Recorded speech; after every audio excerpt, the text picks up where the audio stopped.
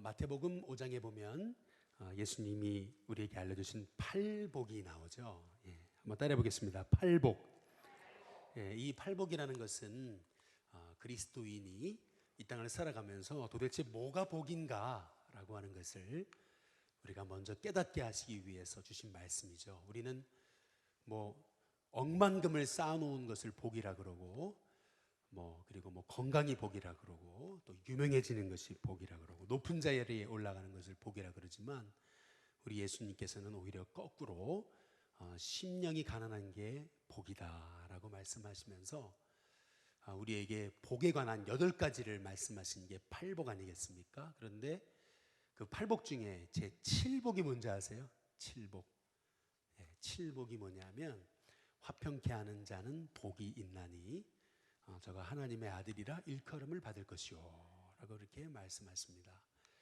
우리 주님이 보실 때 복이란 화평케 하는 일을 감당하는 게 그게 복이라는 것입니다. 우리가 지금 이제 창세기 거의 마지막 단계에 와 있는데 여러분이 창세기를 보시면서 뭘 깨달으셨습니까? 저는 창세기를 묵상하면서 두 종류의 인생이 있음을 제가 깨닫습니다. 한 종류는 뭐냐면 인생을 이런 줄로 이제 비유를 하자면요. 어떤 사람은 어떻게 하냐면 인생을 자꾸 꼬이게 만듭니다. 관계를 자꾸 이렇게 묶는 인생이 있습니다. 자꾸 관계가 묶여요. 풀리는 게 아니고 자꾸 원수를 맺고 그리고 자꾸 찌르고 불화를 일으키고 하는 인생들이 있더라는 것입니다. 그 대표적인 인생이 바로 요셉의 형들이죠. 이유도 없이 동생을 그렇게 미워하잖아요. 블레셋 사람들은 어떻습니까? 요셉 이삭이 잘 되니까 와가지고 이유도 없이 그냥 우물을 막아버리고 야곱의 삼촌 라반은 어떻습니까? 자기의 그 혈육을 말이죠. 이용해 먹고 말이죠. 그것도 20년이 넘도록. 근데 반면에 두 번째 인생은 이런 인생이라는 것입니다. 이 묶인 관계를 결국에는 이렇게 푸는 인생이 있더라는 것입니다. 푸는 인생. 대표적인 사람이 누구예요? 요셉인 것입니다. 그리고 이삭도 그렇게 블레셋 사람들이 와서 우물을 막지만 결국에는 그들과 화해의 길을 선택하지 않습니까? 야곱도 결국에는 형 에서와 맺힌 관계를 정말 야복강가해서 씨름하고 해가지고 그 관계를 푸는 그 일생이 그게 야곱의 일생 아니겠습니까? 그런 점에서 볼 때 인생을 이런 관계 차원에서 볼 때 관계를 한번 따라해 보겠습니다. 묶는 인생, 또 따라해 보겠습니다. 푸는 인생. 묶는 인생이 있고 푸는 인생이 있더라는 것이죠. 저는 우리 신교회 성도님들이 관계를 자꾸 묶어버리는 원수를 맺는 그런 그 관계가 아니라 저는 우리 성도님들이 관계를 푸는 인생이 될 수 있기를 주님의 이름으로 축복합니다. 그래서 창세기 45장 거기 15절에 보시면은 저는 이 말씀을 오늘 묵상하면서 참 이 말씀에서 참 은혜를 받은 것은 요셉이 또 형들과 어떻게 했어요? 한번 따라해 보시죠. 입맞추며. 그 형들이 어떤 형들이에요? 자기 인생을 완전히 망쳐버렸던 형들 아니겠습니까? 그런데 그 형들과 입맞추며 안고 울었다라고 그렇게 말하고 있는데요.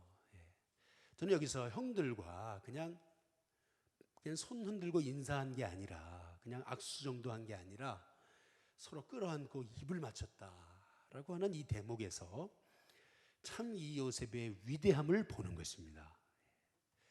요셉의 위대함은 그가 30세에 애굽의 총리가 된 것이 아닙니다.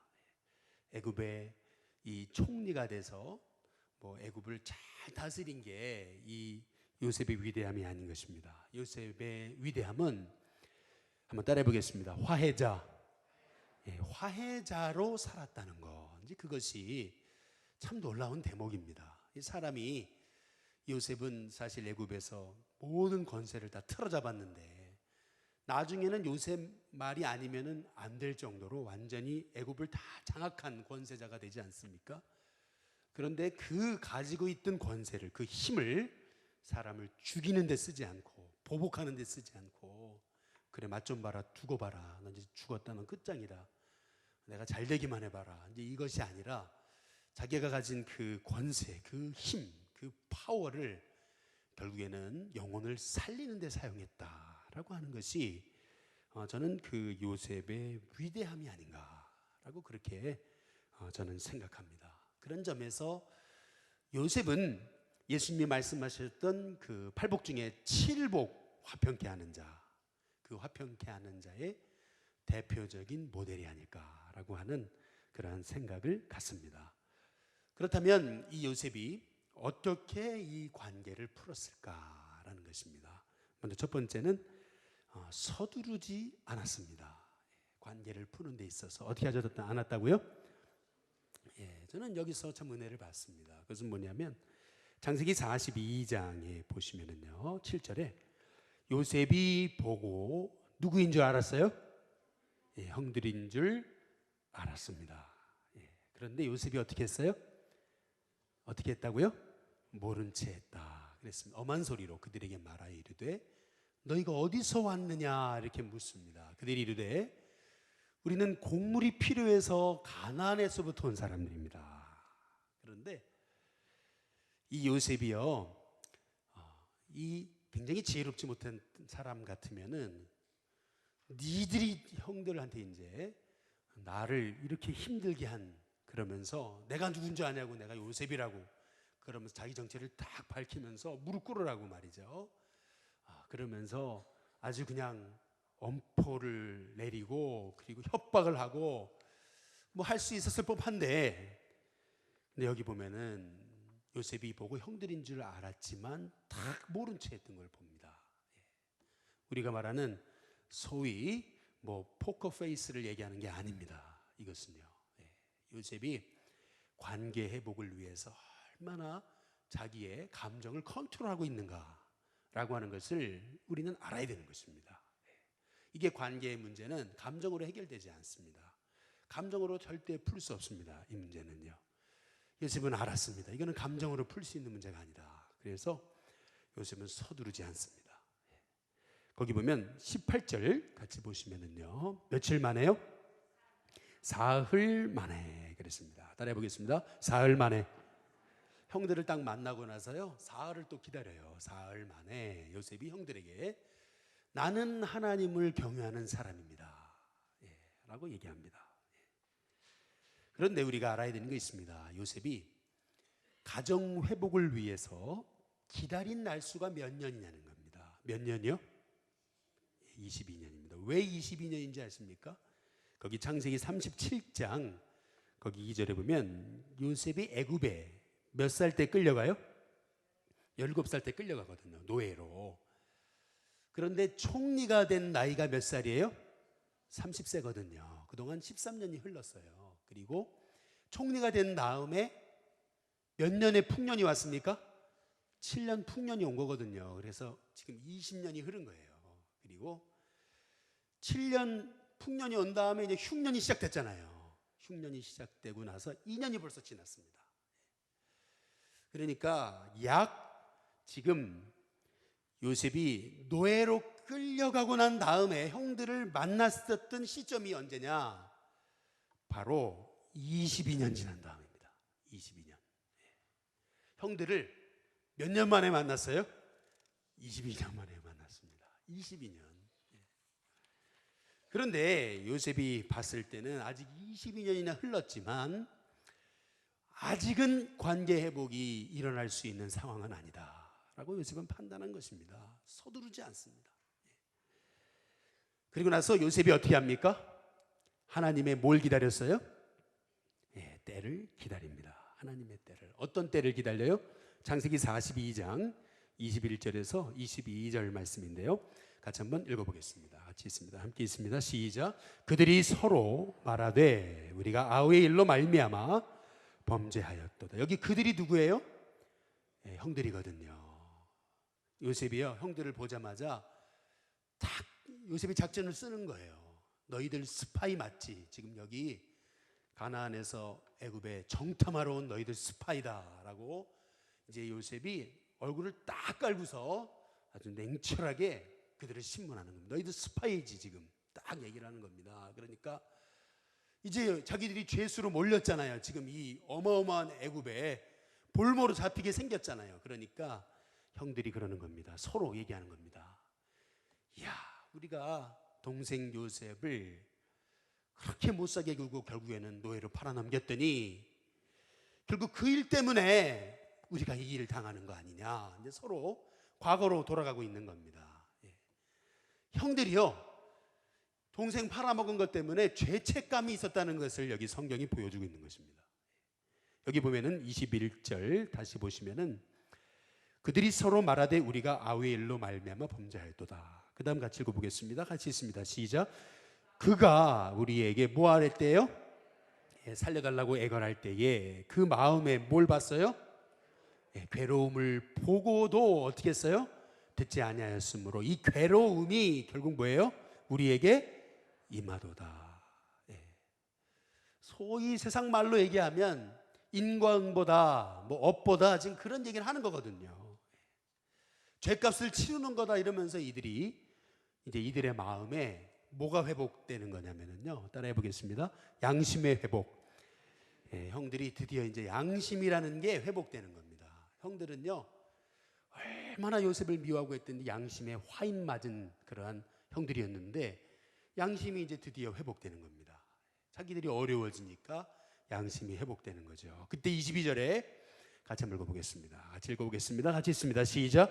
르우벤이 그들에게 대답하여 이르되 내가 너희에게 그 아이에 대하여 죄를 짓지 말라고 하지 아니하였더냐. 그래도 너희가 듣지 아니하였느니라. 그러므로 그의 뭐요? 피값을 우리가 치르게 되었도다 하니. 그런데 이제 말이죠, 요셉이 작전을 쓰거든요. 형들을 보내주면서 이제 그 곡식을 다 내주거든요.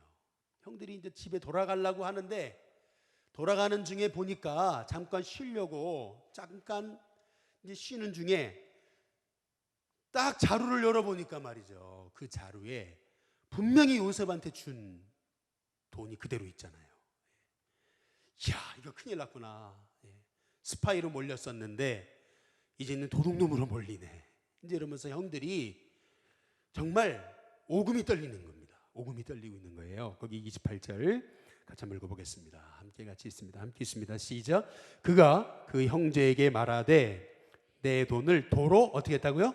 넣었도다. 보라, 자루 속에 있도다. 이에 그들이 혼이 나서 떨며 서로 돌아보며 말하되 하나님이 어찌하여 이런 일을 우리에게 행하셨는가 하고. 한번 따라해 보겠습니다. 하나님이 어찌하여. 여기서 이제 형들이 드디어 이제 하나님에 대해서 얘기하는 첫 번째 얘기가 나옵니다. 형들은요, 하나님고 뭐고 없었습니다. 그런데 양심이 회복되기 시작하면서 드디어 하나님을 찾습니다. 물론 부정적인 고백이지만 하나님을 찾아요. 요셉은 때를 기다리고 있는 겁니다.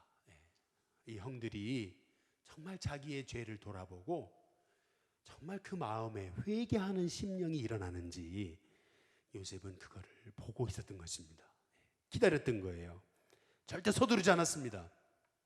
그리고 나서 요셉은 어떻게 그 관계의 문제를 풀어갔습니까? 세 번째로 하나님의 방법을 의지합니다. 하나님의 방법. 하나님의 방법은 뭐예요? 복수가 아니고 용서입니다. 하나님의 방법대로 문제를 풀기 위해서 지금 이러한 소위 작전을 쓰는 것입니다.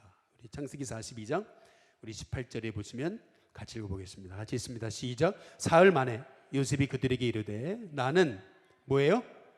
하나님을 경외하노니 너희는 이같이 하여 생명을 보존하라. 따라해 보겠습니다. 나는 하나님을 경외합니다.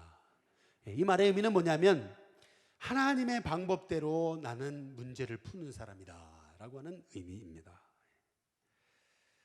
우리가 정말 그리스도인이라면 어떠한 인생의 관계의 문제, 또 때로는 우리가 살다 보면 미워하는 사람도 생기고 상처 주는 사람도 생기고 나를 억울하게 하는 사람도 생기고 그러죠. 그러나 결국에는 요셉처럼 하나님을 경외하는 자답게 하나님의 방법으로 문제를 풀어야 되는 것입니다. 그 하나님의 방법이란 결국 뭐냐면 피스메이커가 되는 것입니다. 화평케 하는 자, 용서하는 자. 결국에는 그것을 선택하는 사람이 하나님의 사람이고 그것을 선택하는 사람이 승리하는 사람입니다. 사람들이요 갈등이 생길 때 이 관계를 해결하는 몇 가지 방법이 있다고 합니다. 5가지 전형적인 방법인데요. 먼저는 거북이식 해결법이 있다는 겁니다. 거북이식 타입. 그것은 뭐냐면 도피형입니다. 여러분 거북이 잘 아시죠? 거북이를 탁 건드려 보세요. 그럼 어떻게 합니까? 얼굴이 쑥 들어가지 않습니까? 마찬가지로 여러분 이 거북이식 해결 방법은 문제가 딱 오면 딱 도피하는 것입니다. 숨어버려요. 그런데 이렇게 문제가 왔을 때 딱 숨을 땐 좋죠. 그러나 거북이식 문제 해결 방법은 오히려 나중에 더 큰 문제로 올 수 있음을 우리는 알아야 됩니다. 당신은 피할 수 있어요. 도망칠 수 있어요. 그러나 그 도피의 스타일은 오히려 나중에 더 큰 오해를 낳을 수 있다라는 것을 우리는 알아야 됩니다. 두 번째로 사람들이 관계 문제가 생겼을 때 그 문제를 해결하는 방법 중에 하나는 상어식입니다. 상어식. 따라해 보시죠. 상어식. 상어는 어떻게 하죠? 공격하지 않습니까? 막 저돌적으로 공격을 하거든요. 공격형입니다. 상어식은 뭐냐면 너 죽고 나 살자는 것입니다. 그래서 끝까지 자기의 목적을 관철시킵니다. 사람들을 붙잡고 얘기해가지고 결국에는 설득해가지고 자기의 뜻을 관철시켜요. 이게 공격형입니다. 그 다음에 세 번째로 아기곰식 해결법이 있습니다. 아기곰식. 아기곰 하면 생각나는 게 뭐죠? 귀엽잖아요. 따뜻하고 착하잖아요. 그렇죠? 아기곰식 해결법이란 뭐냐면 그냥 양보하는 겁니다. 양보하는 거죠. 그냥 나는 원하지 않은데 그냥 갈등을 원하지 않기 때문에 그래 알아서 하라고 다 당신 좋은 대로 하라고 이렇게 양보합니다. 그런데 나는 그 원하지 않거든요. 사실은 원하지 않는데 그냥 다 하라고 이렇게 하다 보니까 이 아기곰식 해결법을 가진 사람들은 쌓입니다. 나중에 곰이 한번 화내면 어떻게 되죠?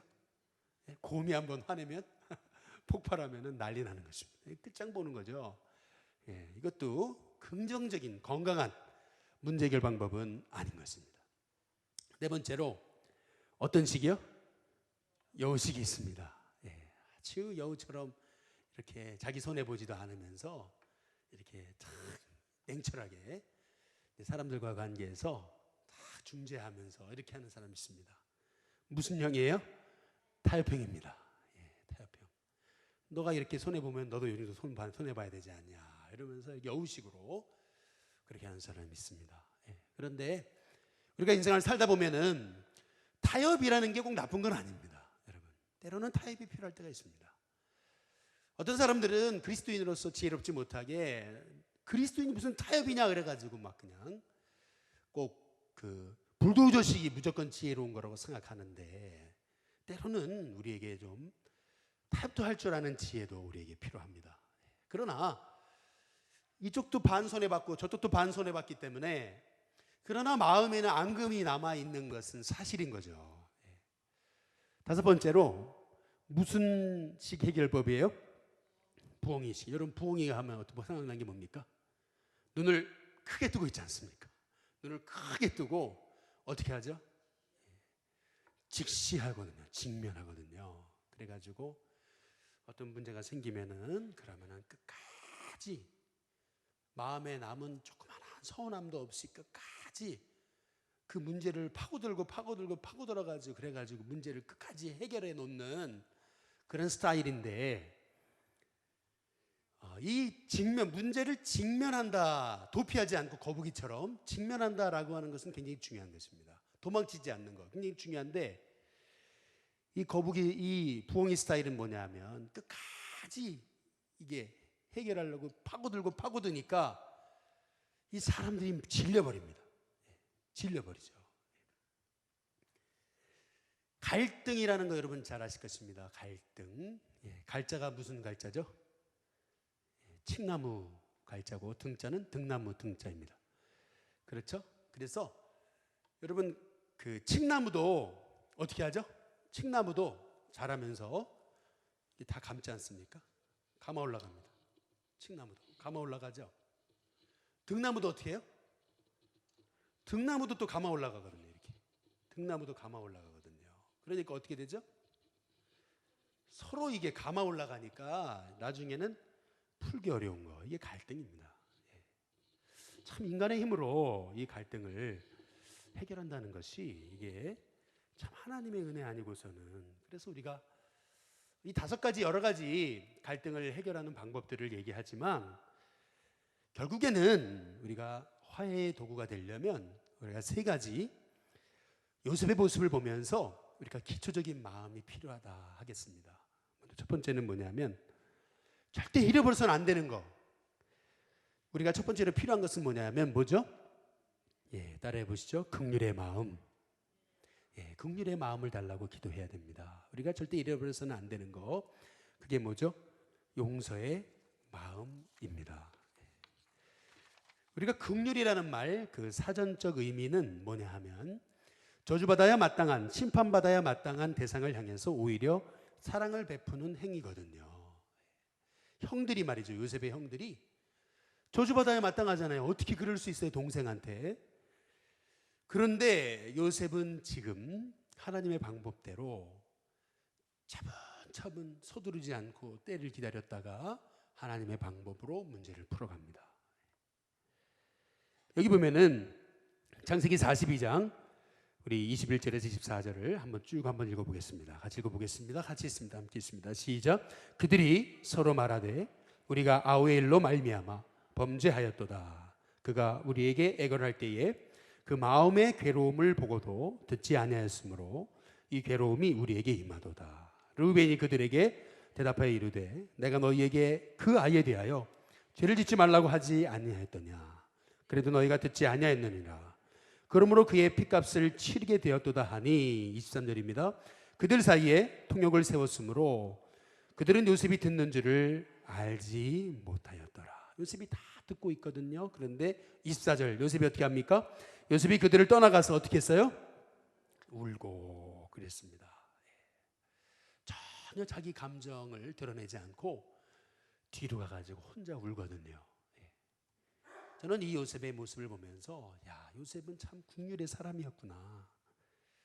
한번 따라해 보겠습니다. 거룩한 울보. 거룩한 울보가 요셉이 아니었을까. 참 긍휼의 마음이 있었으니까.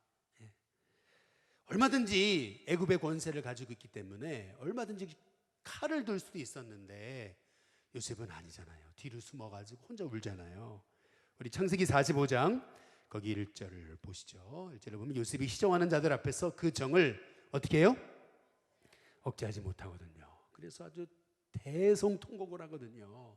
창세기 45장 2절에 보니까 얼마나 웁니까?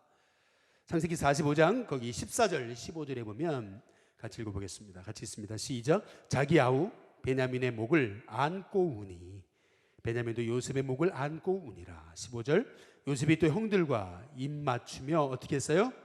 안고 우니. 형들이 그제서 요셉과 말하니라. 따라해 보시죠. 안고 우니.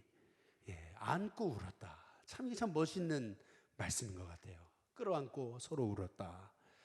이 요셉이 그렇게 긍휼의 마음이 있었던 사람이었던 것을 우리는 볼 수가 있습니다. 우리 일신교회 성도님들 안에 이런 요셉이 가졌던 긍휼의 마음이 있게 되기를, 용서의 마음이 있게 되기를 주님의 이름으로 축복합니다.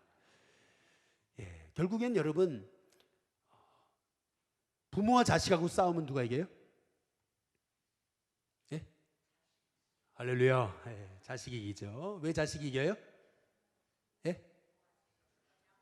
부모가 힘이 없으니까요? 아니죠. 부모가 자식을 사랑하니까. 자식을 사랑하니까 결국에는 부모가 자식한테 질 수밖에 없습니다. 사랑하니까 지는 거고요. 사랑하니까 용서하는 것입니다. 우리에게 그런 그 요셉이 가졌던 그 주님의 사랑을 달라고 기도할 수 있는 저와 여러분이 되시기를 주님의 이름으로 축복합니다. 두 번째로 우리에게 필요한 것은 우리의 뭐가 바뀌어요? 언어가 바뀌도록 기도해야 됩니다. 이게 무슨 말이냐면은 절대 잃어버려서는 안 되는 것은 뭐냐면 우리가 형제라는 정체성입니다. 형제라는 정체성. 이게 무슨 말이냐면 창세기 45장 3절에서 4절 한번 읽어보겠습니다. 같이 한번 읽어보면 같이 있습니다. 함께 있습니다. 시작. 요셉이 그 형들에게 이르되 나는 요셉이라. 내 아버지께서 아직 살아계시니까. 형들이 그 앞에서 놀라서 대답하지 못하더라. 4절입니다. 요셉이 형들에게 이르되 내게로 가까이 오소서. 그들이 가까이 가니 이르되 나는 당신들의 그 다음 뭐죠? 여기다 동그라미를 쳐보십시오. 아우 요셉입니다. 이게 굉장히 중요한 말입니다. 아우 요셉입니다. 요셉이요, 내가 애굽의 총리 요셉입니다 이렇게 얘기하지 않고 뭐라고 얘기해요? 아우 요셉입니다. 이게 얼마나 소중한 대답인지 몰라요. 형님 제가 아우 요셉입니다. 이게 얼마나 중요한 말인지 몰라요. 이 요셉의 마음에는요 형제의식이 있었다는 겁니다. 형제의식. 우리가 어떤 이 관계 문제가 생겼을 때 우리가 그리스도인이다, 형제다 라고 하는 이 의식이 있다면 우린 돌아설 수 있습니다. 롯데가에 형동생이 서로 싸우잖아요. 형동생이 롯데 가지고 싸우잖아요. 형동생이. 그런데 말이죠, 그렇게 피 터지게 싸우다가도 우리가 형 동생 아니냐, 형 아니냐, 아우 아니냐, 그러면 해결될 수 있는 거거든요. 삼성 어떻습니까? 형 동생이 피 터지게 싸웠잖아요. 피 터지게 싸우고 그랬지만 형 동생 아니냐, 우리가 형제 아니냐 이랬더라면 얼마든지 그 관계는 회복될 수 있는 건데, 이제 형도 뭐고 없는 거예요. 형도 뭐고 없고 언어가 어떻게 돼요? 저 하면서 막 욕이 나오는 거죠. 네가 막 이렇게 나오는 거예요. 그러니까 이게 관계 해결이 안 되는 겁니다. 이 언어가 바뀌어야 되거든요. 언어가 바뀌어야 되거든요. 그렇지 않습니까? 누가복음 15장 거기 30절에 보시면은, 누가복음 15장 30절입니다. 보시면은 같이 읽겠습니다. 함께 있습니다. 시작. 아버지의 살림을 창녀들과 함께 삼켜버린 이 뭐예요? 거기다 동그라미를 쳐보시면 아버지의 살림을 창녀들과 함께 삼켜버린 이 누구예요? 아들이 아니죠. 동생이죠. 동생인데 지금 집 나갔다 돌아온 탕자의 형은 뭐라 그러냐면 자기 동생을 가리켜가지고 아버지의 살림을 창녀들과 함께 삼켜버린 이 동생이 이러지 않고 아버지의 아들 아니냐 이렇게 얘기하는 겁니다. 아버지의 아들 아니냐. 동생이라는 얘기는 한 번도 얘기 안 하거든요. 이 말의 의미는 이 탕자의 형에게 형제의식이 없었다는 겁니다. 그 자식 아버지의 살림을 창녀들과 함께 삼켜버린 아버지의 아들 아닙니까? 이 얘기예요. 내 동생 아니라는 거예요. 내 동생. 이 동생이라는 말이 없어진 겁니다. 형제의식이 없었다는 거예요. 그러니까 아버지가 뭐라 그래요? 누가복음 15장 32절 보세요. 32절에 보면 뭐라 그럽니까? 이 내 뭐예요? 동생이거든요. 동생. 거기 동생에다가 동그라미를 쳐보세요. 네 동생이다 말이죠. 동생. 이 굉장히 중요한 말이거든요. 이게 호칭이 형님과 아우 사이잖아요. 형제잖아요. 그렇죠? 형제의식을 잃어버렸다는 거거든요. 형제의식을 잃어버리는 순간 그때부터 정말 갈 때까지 가는 거예요. 결국 우리가 그리스도인으로서 하나님의 자녀다운 하나님 기뻐하시는 선택을 하는 방법은 형제의식을 회복하는 겁니다. 형제의식. 그게 너무 중요한 거예요. 그렇지 않습니까? 마지막 세 번째로 구속사적인 관점으로 인생을 바라보시기를 바랍니다. 구속사적인 관점. 한번 따라해 보겠습니다. 구속사적. 이게 무슨 말이냐면은 잃어버려서는 안 되는 거는 뭐냐면 이게 하나님의 섭리였구나라고 하는 것을 깨닫는 것입니다.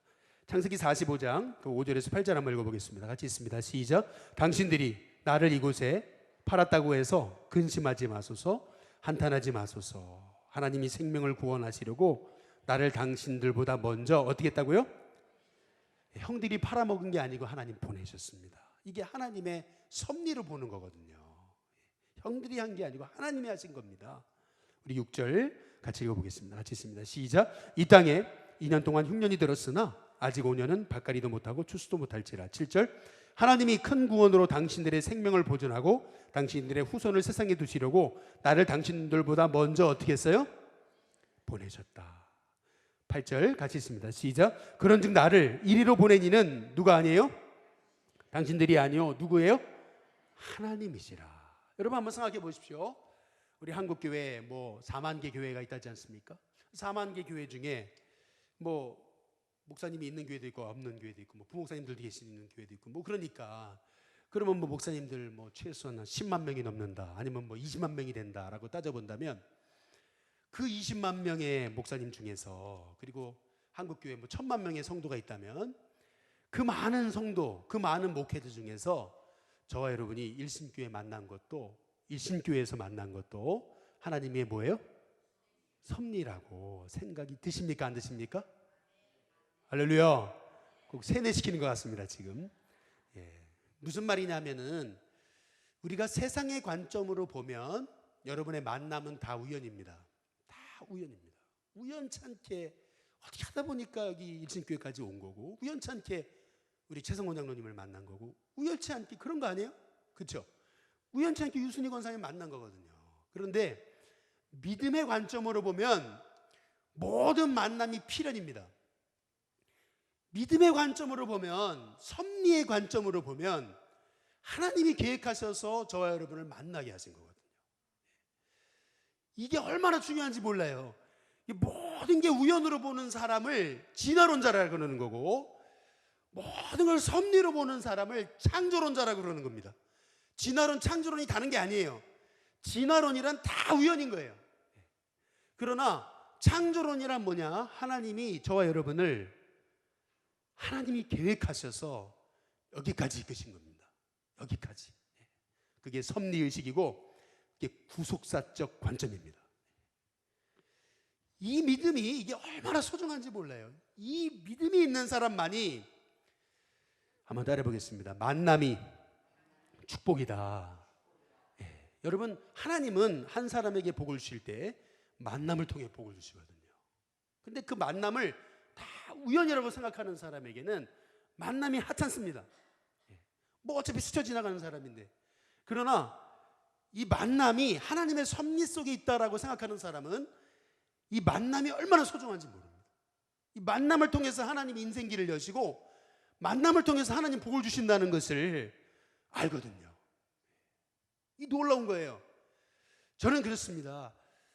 제가 춘천에 있으면서도 저는 신방을 가면은 우리 여기 서울에 와서는 이제 세가족 신방을 못 하고 있지만 그 춘천에 있을 때는 무조건 오면 신방을 다녔거든요. 신방 가면 무조건 했던 말이 만남이 축복이라고 하는 설교만 했어요.